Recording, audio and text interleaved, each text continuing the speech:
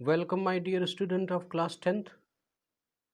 As we know that we completed the reading section of chapter number first, that is the A Letter to God. इसकी reading section complete करने के बाद हमें exercise की ओर चलना है. As you know the pattern of paper, the literature section is totally based on your question and answer. As I defined you completely, short questions having the worth of 2 marks comes 5 questions, and to 8 marks questions, 2 questions are there having 8 marks. तो इसकी जो other exercises हैं उसका importance paper के point of view से बिल्कुल नहीं है. इस बात को आप समझ लें. मैं आपको अच्छे से समझा देता हूँ कि ये किताब है आपकी, और इस किताब में जितने भी मैक्सिमम क्वेश्चन आंसर आप निकाल पाएंगे तो वो तो एक्सरसाइज आपके लिए यूज़फुल है. अब देखिए, जैसे इसमें फिल इन द ब्लैंक्स और ये रिलेटिव क्लॉज, ये दुनिया भर की चीज़ें दिया है, ये बहुत अच्छे से और बहुत गहरे से मैं आपको बताता हूँ. This is for class 9th and 10th कि आपके एग्ज़ाम के पॉइंट ऑफ व्यू से इन एक्सरसाइजेस की कोई वैल्यू नहीं है. इन एक्सरसाइजेस की वैल्यू केवल आपके ज्ञान को बढ़ाने के लिए है. लेकिन स्टूडेंट इस बात को समझ लें कि इस कोरोना क्राइसिस में इस बार सबसे ज़रूरी है कि पेपर के पॉइंट ऑफ व्यू से हमें स्टडी करनी है. तो पेपर के पॉइंट ऑफ व्यू से स्टडी अगर करनी है तो लिटरेचर सेक्शन जो आपके क्वेश्चन पेपर का है वो टोटली आपके क्वेश्चन और आंसर पर बेस्ड है. तो किसी भी चैप्टर के जितने ज़्यादा से ज़्यादा क्वेश्चंस अगर आप अटेम्प्ट कर सकें, जितने ज़्यादा से ज़्यादा उसके मल्टी डायमेंशनल क्वेश्चंस को अगर आप बना सकें तो वो आपके लिए ज़्यादा यूज़फुल होगा. तो इसलिए इसकी एक्सरसाइजेज में मैं other exercises that beyond the questions उनकी चर्चा नहीं करूँगा, क्योंकि जो ग्रामर सेक्शन आता है आपके पेपर में वो टोटली ग्रामर सेक्शन पर है. तो ग्रामर सेक्शन की जब चर्चा करेंगे तो वो सब वहाँ क्लियर होगा. यहाँ पर पेपर के पॉइंट ऑफ व्यू से ज़रूरी है कि आपके क्वेश्चन आंसर को बेहतर ढंग से तैयार करवाया जाए. तो मेरा फोकस इसी पर होगा. तो इसी आधार पर आज की हम एक्सरसाइज को लेके चलेंगे. तो स्टूडेंट देखें, मैंने आपके सामने जो रिप्रेजेंट किया है आज की एक्सरसाइज में, उसमें मैंने आपको बोला कि सबसे ज़्यादा से ज़्यादा हमने कलेक्शन बनाना है क्वेश्चंस का. तो सबसे पहला मेरा प्रयास था कि जिसमें ओरल कॉम्प्रिहेंशंस होते हैं वो आप देख लें. ओरल कॉम्प्रिहेंशंस में देखिए, जैसे स्टूडेंट यहाँ पर है कि what did Lencho hope for. ये जो ओरल कॉम्प्रिहेंशन है ये दरअसल क्या है कि इधर के टॉपिक्स को पढ़ने के बाद इन क्वेश्चन की समझ आपको कितनी आई ओरली आप बताएं. लेकिन मैं कहता हूँ कि ओरली बताने के बजाय इसको हम लोग एक एक्सरसाइज के पैटर्न में भी लिखते हैं, जिससे हमें क्वेश्चन और उनके आंसर का अभ्यास हो जाएगा. तो एक अच्छा सा बंच यहाँ से भी क्वेश्चंस तैयार हो जाएंगे. तो इसलिए हर एक ओरल कॉम्प्रिहेंशन के लास्ट का एक क्वेश्चन मैंने आपके लिए छोड़ा है एज अ होमवर्क. तो इसको स्टूडेंट नोट कर ले. Do every last question of your oral comprehension as a homework. तो वो मैं आपको देखूंगा. ये चीज़ें आपकी HW होंगी. जैसे यहाँ पर देखें, ये आपका HW हो गया, ये आपका HW हो गया, और यहाँ पर ये आपका HW हो गया. तो इनको एज अ होमवर्क करें, और बाकी को मैं आपके सामने सॉल्व करके खुद ही ले आया हूँ. और इन चीज़ों को आप पढ़ें भी, समझें भी, और अपनी नोटबुक में बना लें. तो देखिए स्टूडेंट, ओरल कॉम्प्रिहेंशन में क्वेश्चन नंबर 1 क्या कहता है कि व्हाट डिड लैंचो होप फॉर. लैंचो की आशाएं किसके लिए थी या क्या थी. तो देखिए, सिंपल है इसका answer. लैंचो hope for a good corn crop. एक अच्छी मक्के की फसल के अलावा उसकी और कोई होप नहीं थी. देखिए क्वेश्चन नंबर 2 क्या कहता है कि Y did Lencho say the rain drops were like new coin. जो रैन ड्रॉप थी वो न्यू क्वाइन के समान थी, पैसे सिक्के की जैसे बारिश हो रही थी. वो जो बारिश हो रही थी रैन ड्रॉप, उसको उसने न्यू क्वाइन से उसने क्यों कंपैरिजन किया, ये बात लिखनी है. तो it was very necessary for corn crop either heavy rain और एट लीस्ट अ सॉवर. या तो एक हैवी रैन हो जाए, या तो कम से कम कुछ नहीं तो एक सॉवर बूंदाबांदी भी हो जाए, बौछार हो जाए, तब भी कॉर्न क्रॉप के लिए बड़ा ही लाभदायक होगा. तो on exact time rain started, और जब जरूरत थी फसल को तभी रैन स्टार्ट हो गई।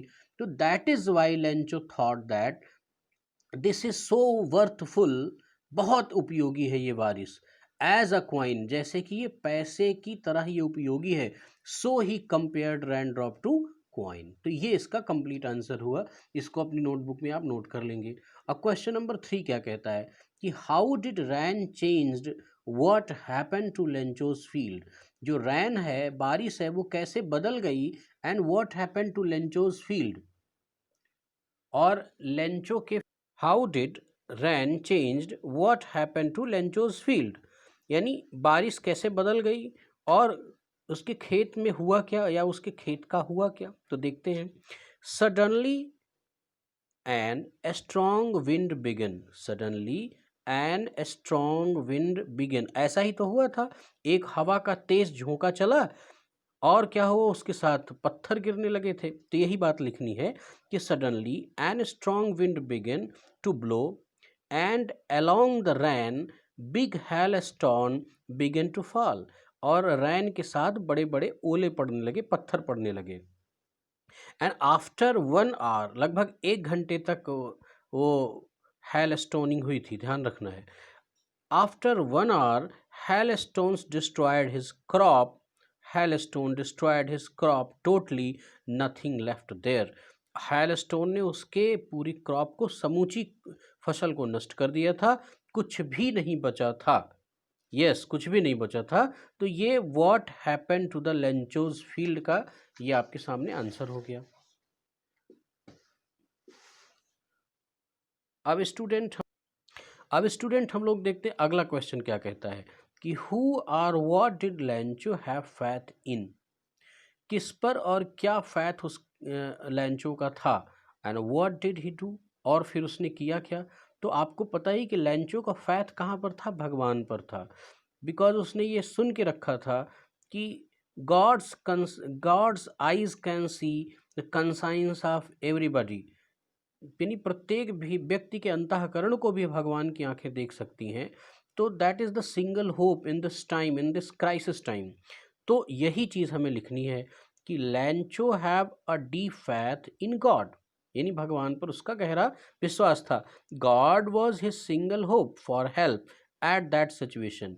एट दैट सिचुएशन यानी वो जो उस समय उसकी क्राइसिस की सिचुएशन थी, उसमें एकमात्र सोल्यूशन क्या था, हेल्प ऑफ गॉड। तो वही बात लिखनी थी कि God was his single hope for help at that situation, so he decided to write a letter to God to get help of 100 pesos. तो उसने ये डिसाइड किया कि मैं गॉड को एक लेटर लिखूंगा, और उसने 100 पेसोस की हेल्प मांगी। तो यही बात इस क्वेश्चन का सही आंसर होगा। अब स्टूडेंट देखिए क्वेश्चन नंबर 5 क्या कहता है कि who read the letter, read किसने किया। तो स्टूडेंट यहाँ कंफ्यूजन हो सकता है, लेटर को पोस्टमैन ने रीड नहीं किया बल्कि पोस्ट मास्टर ने रीड किया था, और पोस्ट मास्टर को लिखने से पहले उसका थोड़ा सा जो एडजेक्टिव किताब में दिया गया है वो अगर डाल देंगे तो आंसर में खूबसूरती आ जाएगी। अ फैट अमाइबल, यानी एक थोड़ा सा तंदुरुस्त मोटा सा, एमाइबल मतलब हंसमुख टाइप का मिलनसार व्यक्ति था कौन, पोस्ट मास्टर। तो ऐसे ही लिख देते हैं, a fat amiable postmaster read the letter. बस इतना ही आपको लिखना है। क्वेश्चन नंबर 6 क्या कहता है, हु नहीं, was Lencho surprise to find a letter for him with money in it. क्या लेंचो जब यानी लेटर पाता है और जिसमें पैसे भी होते हैं, उसको पाके उसको सरप्राइज होता है कि नहीं, वो आश्चर्यचकित होता है कि नहीं। स्टूडेंट ध्यान रखें, यहाँ पर सरप्राइज कोई कब होता है, जब कोई चीज़ उसके लिए बड़ी स्ट्रेंज, मतलब अचानक सडनली हो गया, that was not hoped by him, जिसकी आशा कोई व्यक्ति ना करे और वो घटना हो जाए तो वो सरप्राइज होगा। लेकिन यहाँ पर देखना है कि लेंचो क्यों सरप्राइज होगा, क्योंकि उसने इतनी आशा और विश्वास के साथ लेटर लिखा था कि इसका जवाब आना ही आना है। तो बिल्कुल ही वो सरप्राइज नहीं हुआ था जब वो उसको लेटर मिला और उसमें पैसे थे। तो यही बात आपको लिखनी है कि no, Lencho was not surprised, he has a deep faith in God and he was assured, यहाँ एस्योर्ड का मतलब निश्चित था, श्योर था, assured to get answer from God, even he was assured to get help of money. वो ना, उसको पैसे की भी आशा थी कि आएगा ही आएगा, और लेटर का जवाब भी आएगा, इसके लिए भी वो एस्योर्ड था। तो इसलिए बिल्कुल नो यहाँ से लिख के स्टार्ट करना है। No, Lencho was not surprised, he has a deep faith in God and he was assured to get answer from God, even he was assured to get help of money। तो इस तरह से इस 6th question का भी answer हुआ। तो मैंने आपको 6 क्वेश्चन का बैंक बना दिया, कहाँ से? ओरल कॉम्प्रिहेंशन से। हम लोग अगली एक्सरसाइज में चलेंगे, फिर 2-4 क्वेश्चंस और मैं आपको सेल्फ मेड करके दे दूंगा, तो आपके पास अच्छा क्वेश्चन कलेक्शन होगा। और स्टूडेंट ध्यान रखना है कि इस कोरोना क्राइसिस में आपको बिल्कुल टू द पॉइंट स्टडी करनी है, टू द पॉइंट स्टडी, बिल्कुल, कि आपका जो तीर है वो सीधे कहाँ पर लगना चाहिए? एग्जाम में लगना चाहिए, कहीं नहीं लगना चाहिए। तो इसका टू द पॉइंट स्टडी में सबसे पहले आपको रीडर के पॉइंट ऑफ व्यू से क्या देखना है?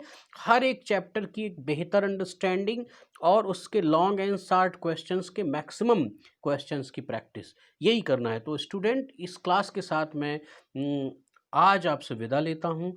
अगली क्लास में अगले पॉइंट के साथ फिर आपके सामने आऊँगा। तब तक के लिए थैंक यू वेरी मच।